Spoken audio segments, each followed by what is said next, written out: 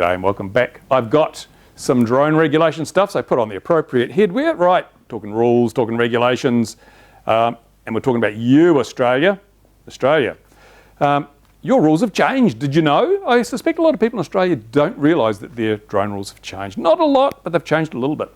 And they've changed without any kind of consultation or whatever. It's like an emergency update to the rules, because I think we had a few sissy boy, damp Nancy-eyed boy pilots who got frightened because they might have seen a drone somewhere. But what's happened now is, before, you could fly up to the boundary, the side boundaries of an airfield that was uncontrolled. That's one without a tower, one without a control tower and without air traffic controllers. You could fly right up to the boundary. If you fit it into a certain category, the sub 2 kg category, I'm not sure, maybe recreational as well. But so you could fly your stuff right up to the boundary as long as you stayed below a certain height, which it makes sense really, doesn't it? Because aircraft take off and land along the runway, don't they? They don't take off across the runway. That doesn't happen. It's too narrow, but very wide. So they go this way. So if you're flying low, it doesn't matter if you're within a kilometre or so of an airport and you're off the side, because there shouldn't be an aircraft. If you're flying, say, 50 metres, you shouldn't have an aircraft at 50 metres a kilometre from the side of a runway. It just doesn't happen. If it does, they're not following the rules. So in the case of an uncontrolled airport, you had quite a bit of latitude. You could come up pretty close. But I think, as I say, some damp-eyed Nancy boy pilots looked at this, oh, I saw a drone, help me, free, we're going to die. And so the regulators come under a lot of pressure from the pilots, they come under pressure from the media, they come under pressure because there are a few incidents. There's always incidents with pilots seeing drones and they blow the hell out of it. Oh yes, we could have all died, 150,000 people almost died when a drone was seen by a pilot, and it was 50 feet away, it was blue, it had writing, they could give you this magical bloody description of the drone, but there's never been a picture. Odd that. Anyway, so the pilots, the media, and the politicians are all jumping up and down saying, you must protect the men in the air. So CASA come along and said, right, we better do something, we've got to keep people happy. So they said, no flying within 5.5 kilometres of any airfield. And you might think, oh, what a loss to the hobby community. Suddenly, the no-fly areas around Australia join up and you get big areas of no-fly because you've got a little airport here and a little airport there and a little airport there. And eventually they all overlap and there's nowhere to fly your model or your drone. But it's not quite that bad, because CASA, as I've said in the past, CASA have got a few clues. I mean, they're pretty pragmatic. They're not 100% in their regulations from my perspective. There's a few things they've done which I don't think are very good, but overall they've produced a pretty damn good package that balances the right of the drone operator with the right of manned aircraft with public safety. They've done a reasonable job, certainly better than Transport Canada. So what they've said is you can't fly within 5.5 kilometres, 3 nautical miles of any airport. But they have a little bit of proviso here. You can't fly within 5.5 kilometres of any controlled airfield, which is like, your big international like Sydney and Melbourne and Brisbane and that. You can't fly within 5.5 kilometres of those because it's just too dangerous. Fair enough. I mean, you don't want, recreational aircraft flying around in the path of passenger jets. But then they've said, well, we've got a lot of other airfields that aren't controlled. The vast majority of airfields don't have a control tower. They don't have air traffic control. The aircraft, because they're not really as heavily used as the big internationals. Some of them are just little rural strips that might be used once a month. So why would you put a 5.5 kilometre exclusion around that airfield when it's virtually unused? So CASA came out and said, you can fly within 5.5 kilometres of an uncontrolled airfield so long as you land when it becomes active.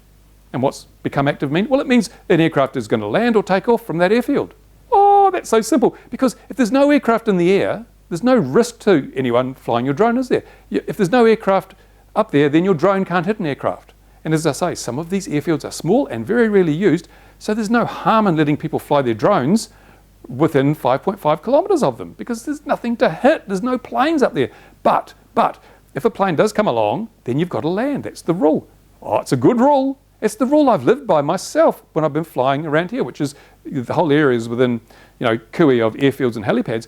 What do? I think you've seen on one of my videos in the park. I was flying FPV. I was flying under the damn trees, and when I heard an aircraft, I landed. That's the rule I've set for myself, because it's a good common sense rule. If I hear an aircraft, I know there's an aircraft. So I should land, because if my quad or my plane is on the ground, it can pose no threat to that aircraft. It doesn't matter if the aircraft flies over at 2,000, 3,000 feet, because, hey, I've lost nothing except a little bit of flying time, but I've guaranteed the safety of all concerned. So CASA's new regulation is simply an implementation of the rule that I set myself. And I like to think I set myself pretty damn good rules that are a good balance between the safety of others and my own rights to fly models. So CASA, good on you for picking up my rule and flying with it. Did you see my video, CASA? Were you watching that? I don't know. But again, CASA have done the right thing. They've done a really good job of balancing, you know, manned versus unmanned aircraft. It's brilliant. It's fantastic. Why don't all the regulators adopt this rule? Here in New Zealand, we don't have that rule. We've got one that's not too bad, but in New Zealand, all airfields are treated the same, whether it's one of these little rural, like the Tokoro airfield. It's used, sometimes it's not used for a week on end. But the same rules apply to that as apply to our international airport in Auckland, which might have 30 or 40 movements an hour of big passenger jets. No, how can you possibly ever think that a rule is going to be good enough to deal with that massive range of risk? Of course not. If it's good enough, or if it manages risk enough to cope with an international airport, then it's massive overreach for a little rural airfield that gets used once a week. It's like, you know, there's no balance there. There's no balance. And again, CAA in New Zealand have the same problem with mass. In Australia, they've got this sub 2 kg.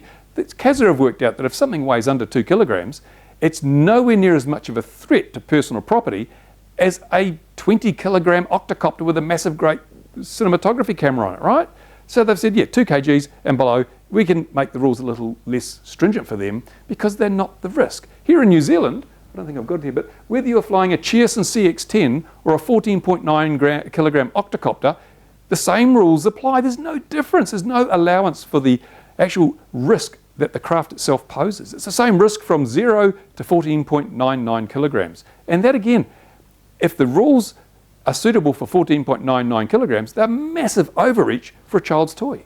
But if they're okay for a child's toy, they're not going to be protecting people enough from the big, but really dangerous octocopters or whatever's out there. So again, CAA have got a far too broad a brush. CASA have been clever enough to categorise things very well. Canada, well, I don't know what they're doing in Canada, but they're saying that, you know, 1 kg is anything above 1 kg is the same as anything up to 25 kilos or something. No, I spoke about that in my last sort of ranty video. So CASA have got it right again. Thumbs up to you, CASA. Oh, you should get a little medal for this, a little bouquet from me. As I say, you're not perfect though, so don't get too cocky. CAA in New Zealand, they've got a lot to learn. But on the positive side there, they are listening. Well, I hope they're listening. They had a survey, and I invited my viewers to participate in that survey. CAA then sent me an email thanking me for encouraging the participation of people in the survey. And they got 1,245 responses to this survey. And you might think, oh, country of 4.6 million, that's not very many, is it? But it is, because earlier this year in the UK, they ran a survey too. The UK has 65 million people, and they only got 600 and something responses. Yeah, less than half of what New Zealand got with its 4.6 million. In fact, the response per capita was 20 times greater in New Zealand than it was in the UK. So good on you, Kiwis, for getting in there and having your say. And now CAA has this huge wad of data that's come back from people who are subject to these regulations, suggesting what's good, what's bad, what changes should be made, where they're strong, where they're weak. And I'm hoping, I really am hoping that CAA will take this on board and review their regulations, taking into account the information that they've received by the survey. Now, if you want to see what was in that survey, then I put links in the description of this video to the survey summary, which is all the information summarised and anonymised, and then a link to a spreadsheet which has every single submission, so you can see what people said. It's very interesting reading. And you'll see someone's name mentioned in there, and, you know, it's interesting, as I say. So there you go. That's the state of things at the moment. Now, I think, you know, all these regulators should get together and have a bit of an international conference and just pick the best from every little country, and we'd have a great set of rules, you know. Canada, they only have a 1.8 kilometre exclusion around helipads. Brilliant, because helicopters don't need to fly long and low. They come in fairly steep, so you don't need, if your quads or your planes are flying, models are flying down here, your helicopter's coming in well above that before it descends. So the exclusion area can be much smaller than for a fixed-wing airfield where aircraft have a much shallower approach and departure path. So, but then again, Canada, they're just crazy in every other respect. So, but every single set of regulators, every single regulator has something positive to contribute.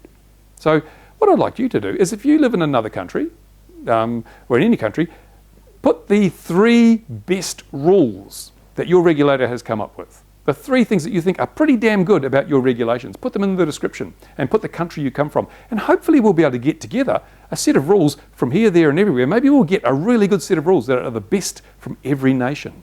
And we can present that to the likes of CAA and CASA and Transport Canada and the FAA. And maybe there's a good opportunity to try and get a unified set of drone regulations that balance the rights of the model flyer and the drone flyer against the rights of manned aviation and the general public in terms of maintaining safety. There you go. There's your assignment for today. And remember, also, don't forget, thumbs up if you like the video, thumbs down if you don't. If you are really, really annoyed at this video, unsubscribe. I mean, there's every video there's someone saying, that's it, I unsubscribe. Well, thank you, but bye-bye. Don't care.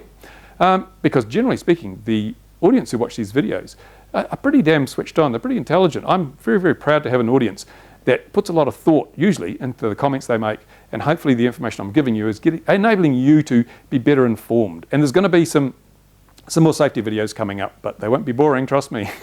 Here we go. Anyway, it's late in the day. I've got things to do. Thank you for watching. If you did watch, if you didn't watch, why am I talking to you? You're not listening. See you later.